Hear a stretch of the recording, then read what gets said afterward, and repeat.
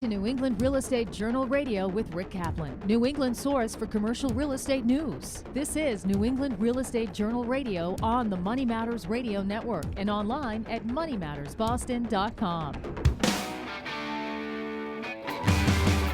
Welcome to the New England Real Estate Journal Radio Show. I'm Rick Kaplan with my good friend Eric Wilson. I keep almost saying my co-host. It's all right. And we have in the studio with us Dennis Saponi of New England Restaurant Brokers. And Dennis is going to talk a little bit about what's going on in the restaurant industry in our next segment. Good morning, Dennis. Good morning. And today's show is brought to you by the New England Real Estate Journal, bringing together the commercial real estate industry for over 50 years. Find us at NEREJ.com. If you'd like to be a guest or sponsor for the show, call 800-654-4993 or email us at radio@nerej.com. Again, that's 800-654-4993 or email radio@nerej.com. So, Eric. So, Rick. What's new? We had a great week last week. We went to former guests Susan Parasini, Lauren Lawrenson, and Jenna Spang. Yeah, the RE/MAX Leading Edge, PL Boston. Right. We had a great time up there on Newbury Street, and that was a lot of fun. Yeah, well, they were on the show, 2 weeks ago? Yeah, 2 weeks ago. That's how we found them with the network event. So anyone that's looking for those $1 million condos in Boston, see PL Boston. PL Boston. And so that was cool. And then we just this morning I went to Real Disruption, put on by MIT, ULI, Urban Inland Institute, and that was really cool. They were talking about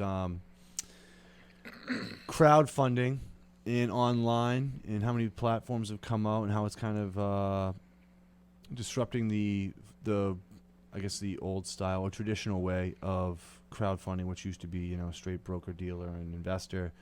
So that was kind of cool to see all the the interesting faces I see at the last one too, and Steve Weichel, who was one of the moderators, was really good, and he put on another fantastic show. So I had to enjoy that this morning. So they were talking about how the crowdfunding has changed from the years ago, and right. I think it's. What about in some of the digital and electronics software? Right. That's what it's basically allowing a more transparency into investing. Before, where it was very much you had to know the investor in order to get that money. Now they can go on and see properties and stuff like that, and they can be online investors. You can also, if you're looking for it, you can go on and put out what you're looking and what you have. Yeah, it allows you to get. We've had on our New York show. We did. We had CrowdStreet, who's one of the same companies that's doing that. So it was kind of what they've Boston-based, obviously, and it was really good. It was another one of those high educational seminars, which were really rough in the morning for me at first, but I've gotten better now that I've changed my I know cloth. You sent me a text. It was like 6:30, I was 7 up o'clock this morning. Well, because of living on the South Shore, I was up at like 4:45, and that's kind of what's been going on, going into Boston every morning, so it's been rough. But you go to bed much earlier, so you miss your favorite TV shows that air Tuesday night, just started. So I'm behind. It's funny because I forgot all about it, and I didn't. I woke Our up. favorite show, I should say, I guess. Yeah, so I didn't watch it last night. That's good news then. So because I was all depressed this morning on the train. But it was on at 2:19 this morning. And you caught it? And I didn't. And I woke up around 3, and I caught it at 3 o'clock, so I missed the first half of it. The show's Sons of Anarchy. Yeah, Sons of Anarchy. Oh, I saw it. Oh, you saw it? I wouldn't miss it. I wouldn't miss it. That's the best show. Yeah, that's the best. Show. It was. Show I woke on up TV. and I was like, oh, man, it's... You talk about commercial real estate. These biker gangs, they have a lot of money to invest in properties. Yeah. No, I just look at it like it was just so I was always worried about and I'm sure a lot of people who work in cubicles and offices have the same dilemma. Sometimes you miss a show, you're worried about cooler talk. You're like you don't even want to stop by someone's office. People tend to think like, oh, what's wrong with you today? It's like, no, I missed TV last night. Yeah. I can't talk to anybody, And yeah, you got to go into work with the earplugs so you right. don't hear anything. So that's how I was today. But luckily, no one saw it for very random besides our guest. Well, I think because we're talking about TV, but America's Got Talent is the finale is this week. So that was on until 11, and they have some incredible talent. That one group, they're from Boston. Nice. They went to BU. They all met at BU, and another guy that's an illusionist. He's from Rhode Island. Magic Mo? No, no, he's from Asheville. Magic Mo's from Asheville. I thought he was the illusionist doing the coin tricks. Yeah. That's cool. Yeah, no, and he's really good. But that was the one you talked about, the cut the seat that you were explaining that to us in the office. Matt Franco. Right. Is his name. Fantastic. Does it oppress you watching the talented people on it? You realize it does me. I look around and I say, wow, I don't have any talent. Well, it doesn't depress me so much, Dennis, because I have a lot of talent. Dennis, I think you're on your boat alone this time. I tend to see. You have talent. I have plenty of talent. I see it every morning in the mirror, and I'm pretty excited. No, I have an eye for talent. I have a gift for gab, I would say. You do. That's my talent. I guess that's not a really good talent, being able to BS, but sure. Yeah. The problem is that his talent never stops. Yes, that is a huge. It's also my tragic flaw. I'm like a walk hero by in a him, Shakespearean you can walk novel. by him and there's not a person around, and you're still talking. It is. I'm usually singing to myself or talking out loud. It's a gift. It's a gift. It is and a gift. curse. It is not. But Dennis has a talent. It's a gift. Yeah. Dennis has a talent of finding properties and restaurants for people looking to get in the restaurant business. That's a talent. Providing people dreams. That's right. And escapes. It escapes. Exactly. Escapes and dreams. That's right. The Dennis Sapone Show. Some people's dreams, some people's nightmares. Yeah. But so that was our week. To help. That was our week, Rick. Not. We have a lot coming up though. And we have everywhere. to mention. Yeah, we are everywhere. September 25th, next week. If you haven't registered, you have to register.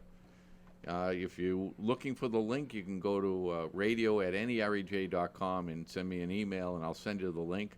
But September 25th at the Providence Hilton, we're having another Cocktails and Conversation. We have quite a few people attending.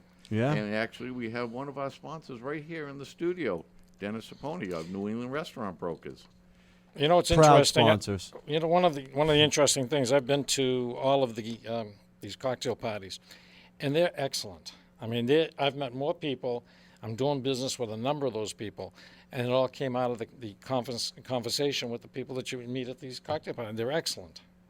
Look at that. We got a testimonial. And a testimonial right here on the show. But we have some other great sponsors that will be there. Warwick, Rhode Island, City of Warwick, Rhode Island, in City Center, are our platinum sponsor.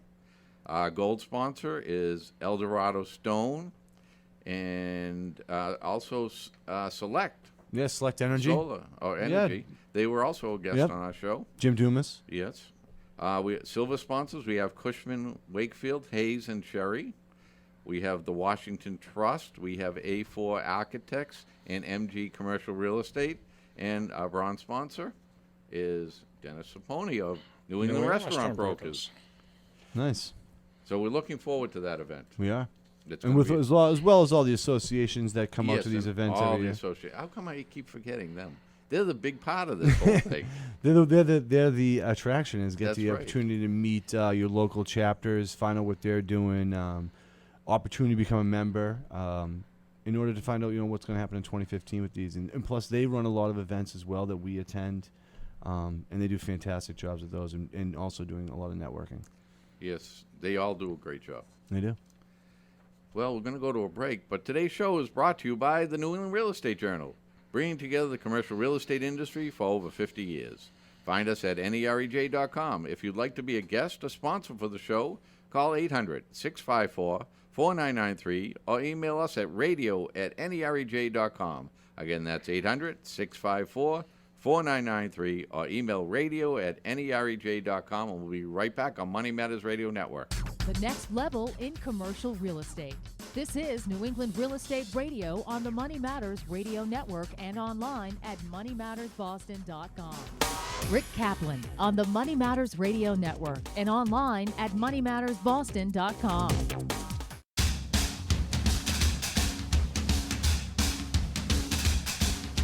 We're back on New England Real Estate Journal Radio. I'm Rick Kaplan with Eric Wilson, and we have sitting next to us the one and only Dennis Saponi of New England Restaurant Brokers.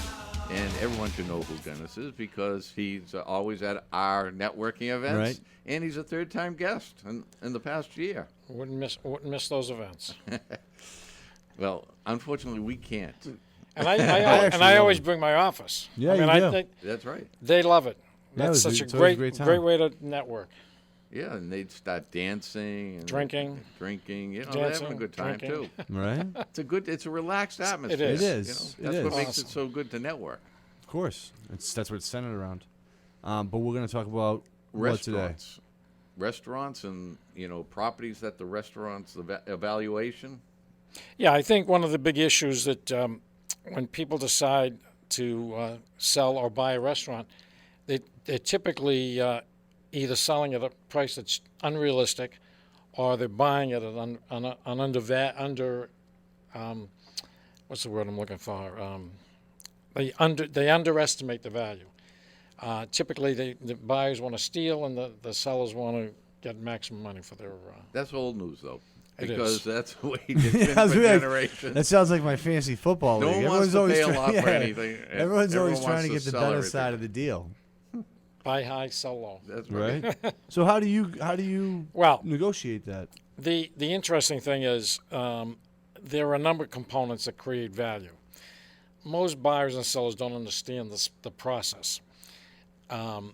We go in and we evaluate before we take on a listing. We sit down with the sellers and try to determine what the real value is. Sellers, again, always price it too high. They expect much too much money for their operation.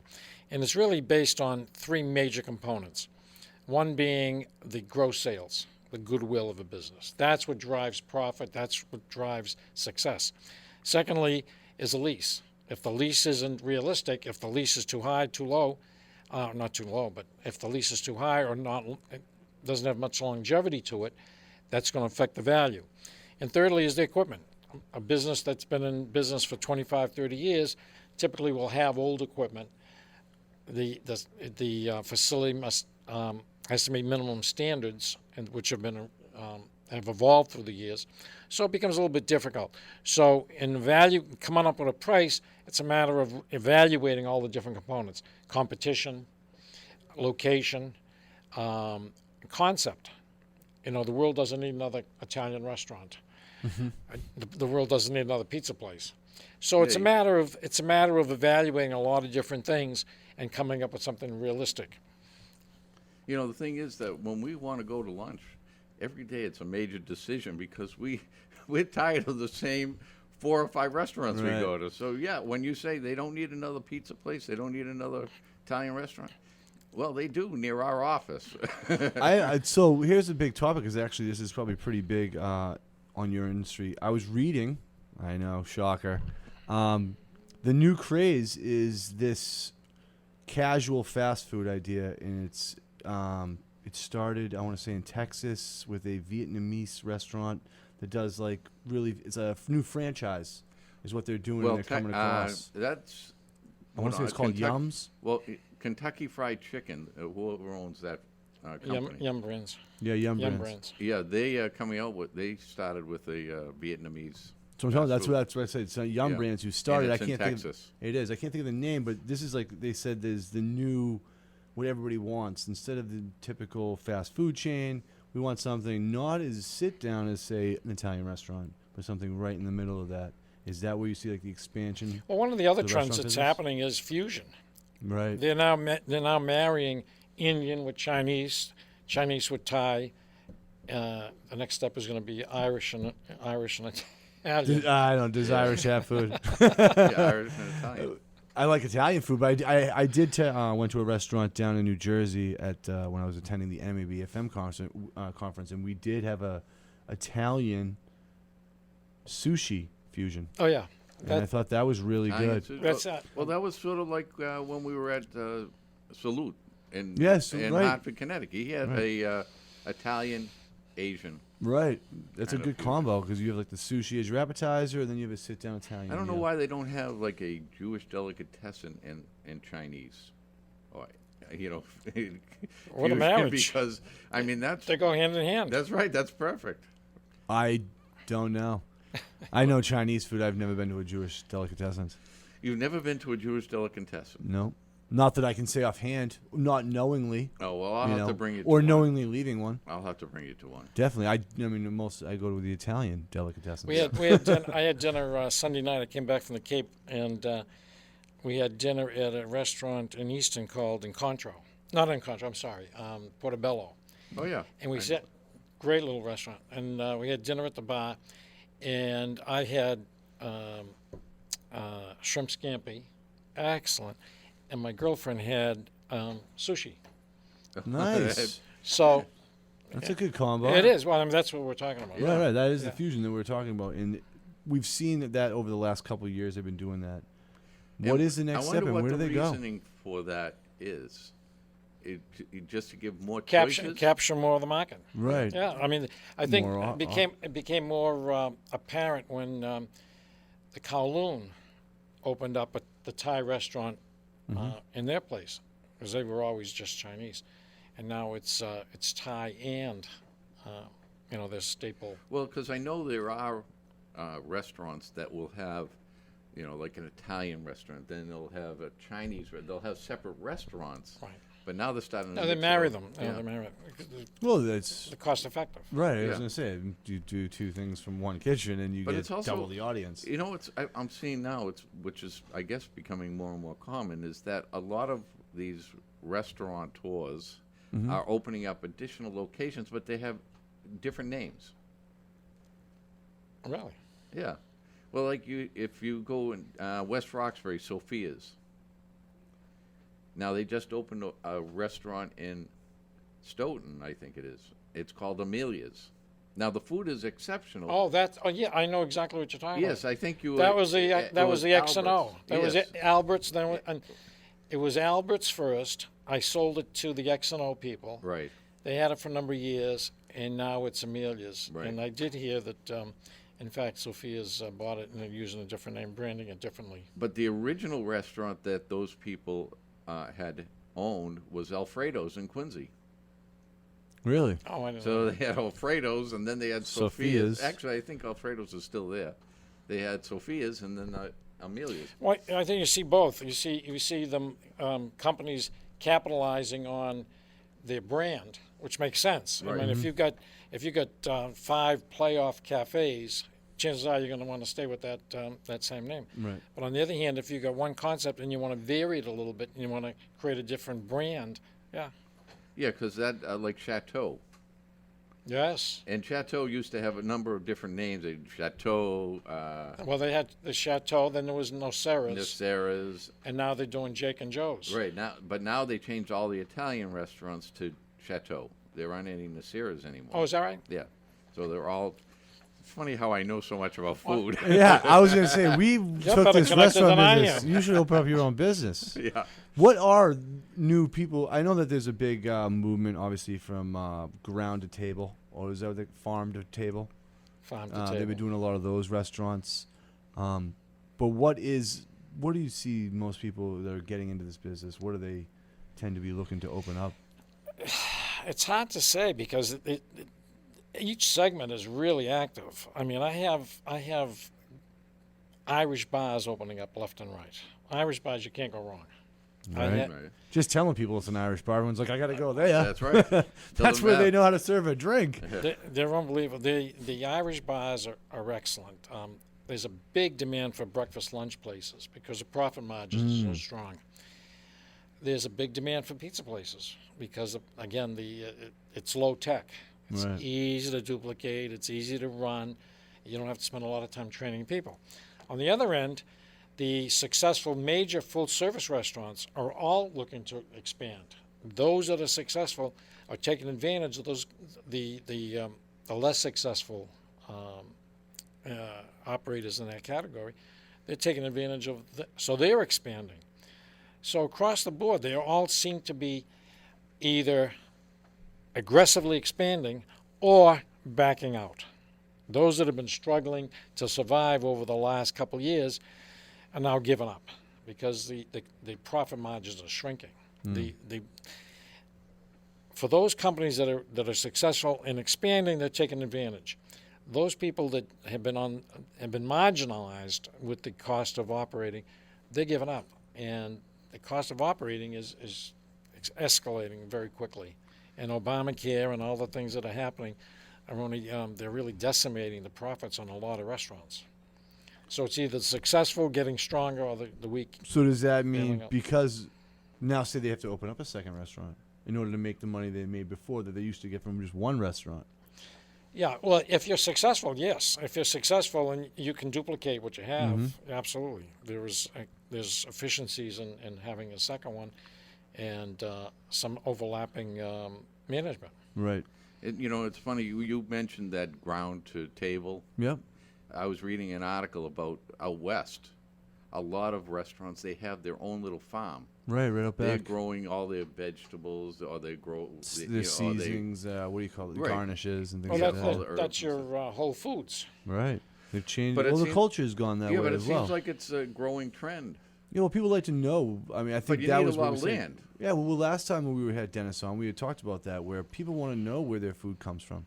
They were all, that disconnect that used to be there. Remember we were saying you used to be able to go down to your local butcher, you go down to your local milk person, you knew everyone's name. That obviously changed with, Stop and Shop back in the 80s and 90s. People now want to know again. That's why we want to read every label. We want to see exactly where was it grown. Right. Five Guys, why do they put the fries and tell you where they've grown? Because people care about that stuff again. Yeah, but I think that's a trend towards the supermarkets as well. Well, they're now disclosing that same information because of the change. Like let's take for instance, we go to have lunch once in a while, Previty's in Weymouth.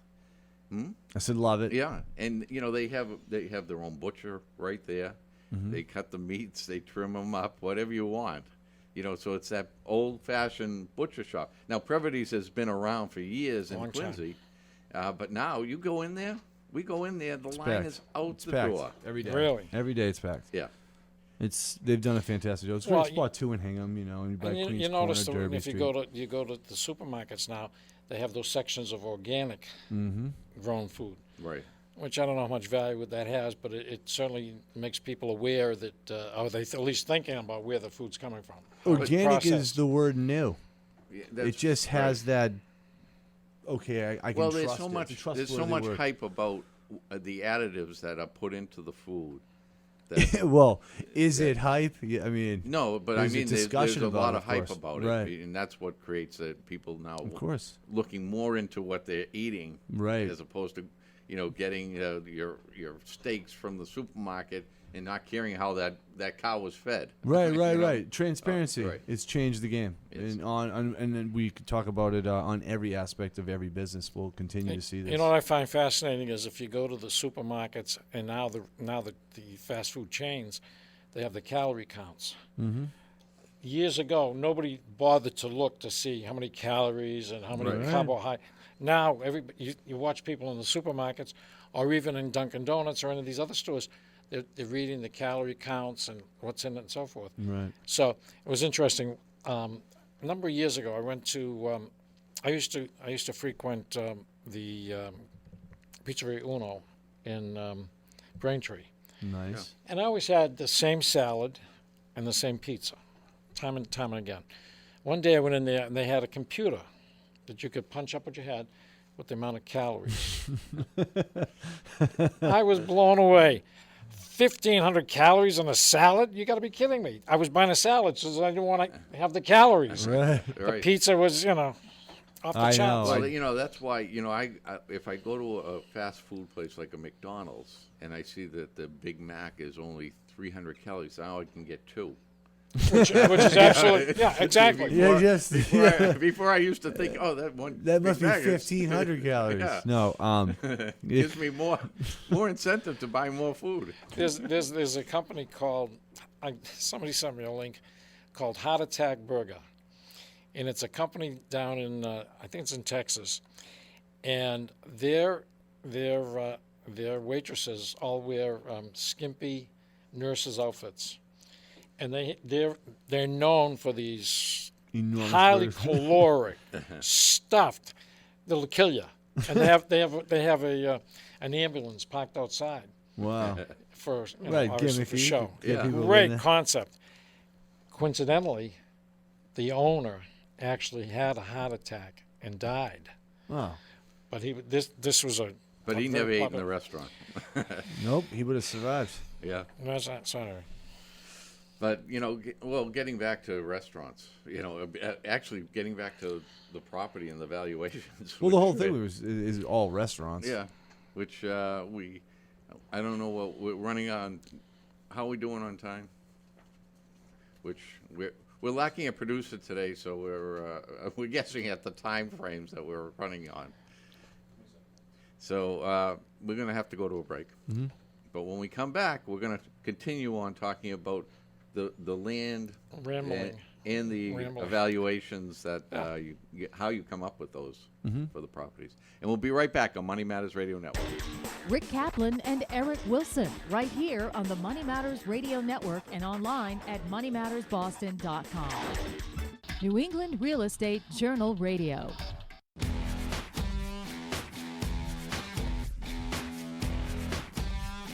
And we're back on New England Real Estate Journal Radio. I'm Rick Kaplan with Eric Wilson, and we're talking with Dennis Raponi of New England Restaurant Brokers.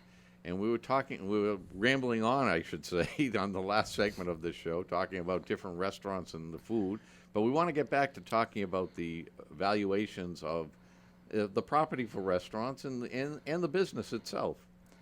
Actually, I have a question for you before we even go. Before we get real again, let's talk about the food. Before we even get to there, no. Do most restaurants, fast food restaurants, they would tend to buy the property, or would they get a ground lease? Well, the chains typically look to buy the property.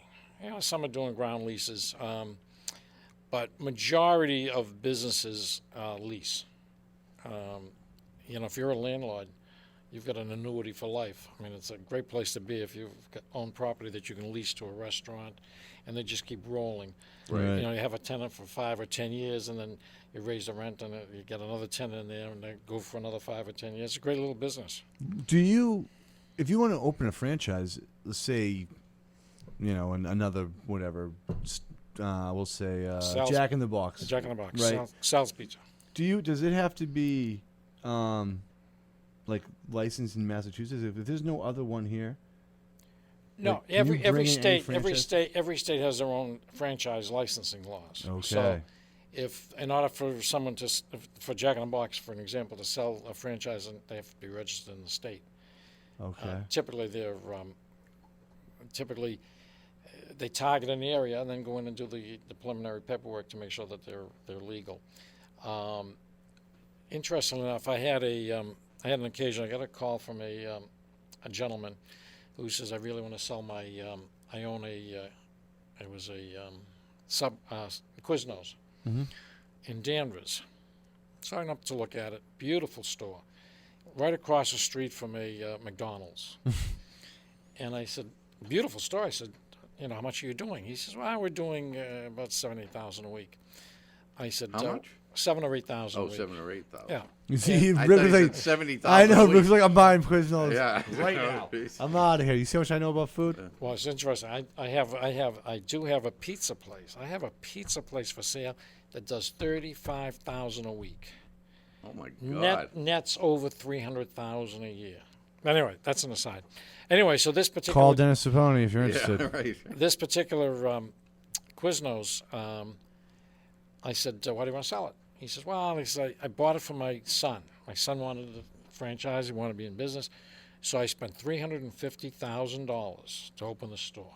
And he says, "It's costing me $5,000 a month to keep it open. We're losing $5,000 a month." I said, "What made you pick this spot?" He says, "The site selector for the franchise told us it was a great spot." I said, "You're right across the street from McDonald's."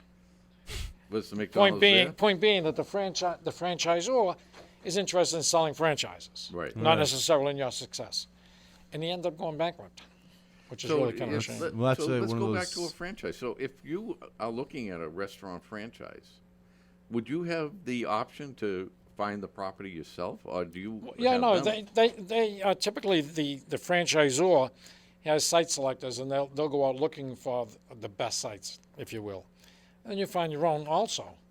But again, the caveat is that they're looking to sell a franchise, not necessarily, is the best part. Right. Well, I mean, they also could be looking at demographics, but they're not looking at the competition that's around. Well, in all fairness to franchise selectors, site selectors, they try to do a good job. But on the other hand, there's always somebody upstairs going, let's put a deal together. You got somebody interested who wants to buy this franchise, let's put a deal together. Right. And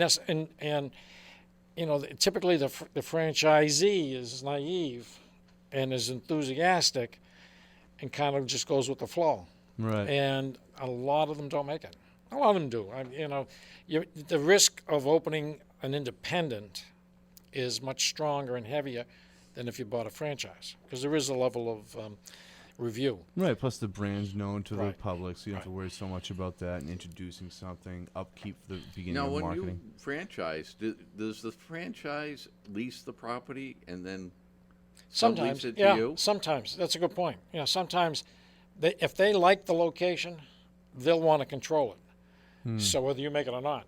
So what they sometimes will do is they'll go in and do a master lease and then sublease it to the franchisee. And if you don't make it, or if you decide to move on, they're controlling the property. Right, and they just put another franchisor in there. Yeah. So then, if they decide they're going to sell it, would the franchise have the right of first refusal? Typically, on that? yeah, typically. But It's not a bad deal either. franchises have their place, but the flexibility that an independent has. I mean, if you're an independent, you've got the two things that I find when I sit down with a seller is that there are a lot of people out there with experience and no money. A lot of people out there with money with what did I just say? No experience. No experience, a lot of money. Right. Marrying the two is very difficult to find. So what we do is we filter through a lot of people to find that person who's got the experience and the money to be successful. Now, when you find that person who's got the experience and the money, and you find a good deal, it's almost a guarantee of success, assuming that the owner, the buyer, has a reasonably good management staff. Because if if it's a one-man show, then that's fine. But if you've got a place that requires having 4, 5, 6 people working for you, you got to have management skills, which is obviously important. Yeah. Well, I mean, I would say that's probably almost any kind of business, though. True. But probably more so in True, the restaurant business, because there's so many different components because you're almost like manufacturing. It is manufacturing. Product Absolutely. And servicing and doing all the process. What about there's been a huge rebuild of all the centers of these suburban towns, especially I know for Marshfield just redid their whole center. A lot of these towns are trying, because it's not necessarily near the highway. So those restaurants that started to lose out that money with redoing these things, you see a lot more restaurants going into these areas. Is this what's opening up right now for space? Because where is most of the space you could get? I'm sure Boston restaurant space is going to be at a premium. Absolute premium. You can't find a spot. Right, Cambridge is another place. Even Somerville. Somerville there's high demand. Right. So it's Cambridge, Somerville, and Boston. Quincy is also a growing area. But what's happening is there's a big drift to these lifestyle centers that are in the suburbs. I had an Italian restaurant for sale in the general Linfield area about 2 years ago, and the owner was very, very difficult to deal with because she had decided that she needed X amount of dollars for her business, and it was high, and I told her that. And so we played with it for a while. And when I found out that Market Street in Linfield was going to go in, I said, there's going to be some major Italian restaurants going in there, and it's going to hurt your business. She's out of business now because that Linfield Market Street has become a magnet, and it's pulling business from everywhere. And everybody, all the Wahlburgers is going in there. You got Legal Seafoods in there. You got Davio's in there. You got major restaurants. Right. And so people are going there rather than going to the suburbs. You know, the Well, small see towns. that brings up a good topic. The casino, they just awarded the casino in Everett, but the casinos like in Connecticut, Foxwoods, it was struggling, and one of the problems is they didn't have a shopping area. Yep. So now they're building this big outdoor shopping center, which I think that's the attraction, that people have to go to a shopping area or something other than just to eat. Yeah, you have to have some kind of draw, Right. especially if you want to, kind of like the fusion restaurant, you want to get this big pool of people, and you got to give people variety. Well, the better way to draw people to a casino is win. Yeah. There's those flashing lights that say winners, winners. Well, that's how we got his name, Win. I'm sure. You sure it wasn't? You sure it wasn't? They just cut the SCH off Schwinn for the bike. I don't even know about the casino. Don't they still have to vote on all that still stuff? has to be voted on, but Yeah. they awarded it to Right. the Everett area. For as far as we know, but I was just wondering with the restaurants, because I know we talk a lot about these work, live, play areas they're building out off of 128 now. With the Green Line moving into Somerville, I can see that. I mean, there's all the spaces got to be going on. What's amazing is that we're back to 10 years ago. I mean, there's such an incredible amount of construction going on. You drive down the expressway and they're building these big office buildings, apartment complexes. I guess they're more apartments, condos, luxury condos, huge. The suburbs all along 128, Burlington. Well, Linfield, obviously, but all the way Westwood, all the way down through. There's another nice one going in Westwood. Westwood? Yes, right on University Ave. Well, University's going in, Yeah. but also there's another big one in Westford, right on 495. So there's a huge amount of. Now, fortunately, the developers are smart enough to know that you have to give an incentive to a retailer, whether it's a restaurant or a general retailer, to make the commitment, because it's very, very expensive to put in a restaurant in a vanilla box, so to speak, Right. under today's building requirements. So there's a lot of interaction, but those that get off the ground, like I love Market Street. Market Street is a classic example of the state of the art lifestyle centers. It's got the right amount of parking. It's got the right amount of apartment living around it. It's got a great mix of stores. And that's hurting a lot of these North Shore malls, Liberty Tree malls, Burlington Mall. People are gravitating to Market Street. Right, I think because the mall thing is like. It's dead. Yeah, it's tough now. The outside malls, They wanna be outside shopping The areas. outdoor centers, yeah. Which is nothing more than going back to the 30s and 40s when you had the town square. That's right. Exactly. That's where everybody went, That's the town right. square. And that's the same thing that's happening. Right. And it's Because people like, miss that. Yeah, I'm saying like- they miss that whole idea of the Well, you know what draw. else is happening? I think the one of the reasons that Irish pubs are so popular is it's a hangout. Right. You go there and you see the same people, the same neighbors. It becomes just a place where you can identify with, and people enjoy being there in a positive attitude. So they opened up a Yard House, which is a big brew house. I love that down in That's- Dedham Yeah, that's Dodden, at right? Legacy Place. Well, They have the them one there, they too. have the one they have at Market Street is doing $1 million a month, which is a huge number, but it's always packed. It It's is. doing phenomenal. Right. So, I mean, that's a perfect example of a successful concept. Well, Dodden, who owns Yard House, they also own Capitol Grill, Olive Garden, Oh, speaking of that, Olive Garden. There's a big thing about restaurants there. Well, Olive Garden is going to be franchising more of their. But I locations. saw that they had a big review about breadsticks. Yes, they're They going don't. to cut back. Yeah, they don't want. There's on no that. more unlimited Yeah. bread. So they don't want unlimited breadsticks. I know Yeah. that the franchisees who own them are. Well, saying, they no, own we a still lot of want their that." own locations, Yeah. Right. and they own the property as well, or they had a ground lease. Roundleys. But very few of them, they would lease the buildings.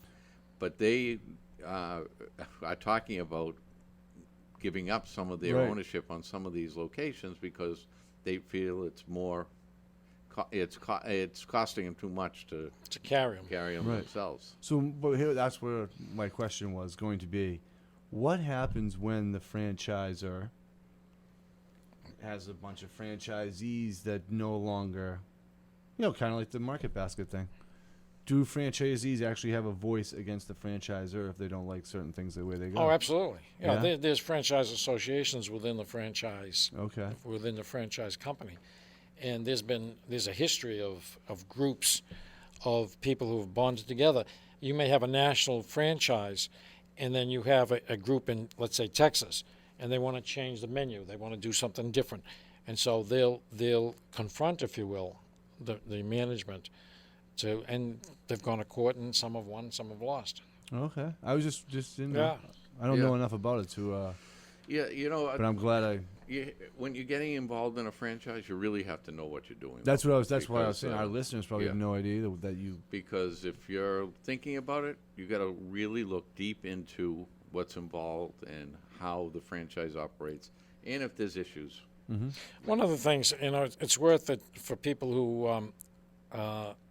I think most of the people who listen to your radio show are real estate, commercial real estate people, mm-hmm. and we do a lot of work with them. So I think it's important because I know you run through some of the messages. For those people who want to get in touch with me, it's very, very, very simple. My direct line is 617-721-9655.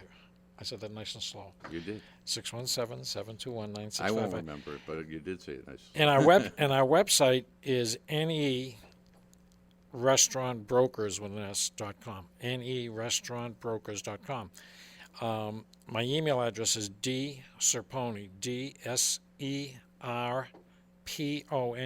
@comcast.net. So, one of the things that I like to do is. Through 34 years of doing this, I've built up relationships with a lot of people, but there's a lot of new people coming into the industry, and we love working with commercial brokers because they're either representing a new developer on a new shopping center, and they need tenants. We're working with several right now, or they're working with a landlord who just lost a tenant and needs to. Right, they need to fill a spot. Nice. Well, we got to go to a break, but we're going to come back and close up the show. We'll be right back on Money Matters Radio Network. And we're back on New England Real Estate Journal Radio. I'm Rick Kaplan with Eric Wilson, and we're talking with Dennis Serpone of New England Restaurant Brokers. And we are going to talk about some of the things that we have coming up. Yeah, we have. First things first, we have September 25th. The radio show will be at the Cocktails and Conversations. Yes, and if you want to meet Dennis will be at the event as well. So. Right. You can find out more information about everything we talked about today, including food. That's right. Then we have October 8th will be up at the Rose Wharf. Right, the Rose Wharf for the Let's Get Ready. Yes. We're really excited about doing that. And then we have November 13th will be at the IREM Awards Show. IREM Awards, yeah. September 30th is the lead showcase for the USGBC. Yes. Don't forget to check that out. We'll be doing a video program and interviews there. I know that we also have October, the 25th, ABX. We're doing a show from the ABX as well. Yes. Oh, we are. Oh, the 24th. That's news to me. Oh, sorry. It's October 15th. Oh. We'll be at the ABX. I confirmed today that I was doing a Twitter panel, which I'll be doing a Twitter panel if anybody wants to go. Check that out, 11:30 on October 14th. She had said that you had agreed to do a radio broadcast from the ABX. I agreed. Yeah, and she's going to get the 5 guests, so that's on. Okay. Now that we all know, so we'll be at ABX then. And then, of course, November 13th, we'll be at the IREM Awards Night. So we have 5 on-location shows coming up, and we're excited about them. You have to go to our YouTube channel. Yeah, definitely check out our YouTube channel. You have to watch our shows. They're getting better each week. They're incredible. I enjoy them, because I go home at night and I watch 2 or 3 of them. Really? Yeah. That's why you missed Sons of Anarchy last night. That's right. You get caught up watching yourself on TV. They got the best ratings last night between Sons of Anarchy and America's Got Talent. The New England Real Estate Journal radio show at the got YouTube the channel, highest ratings of TV. Between the 18 and 49-year-old demographic. In my living room.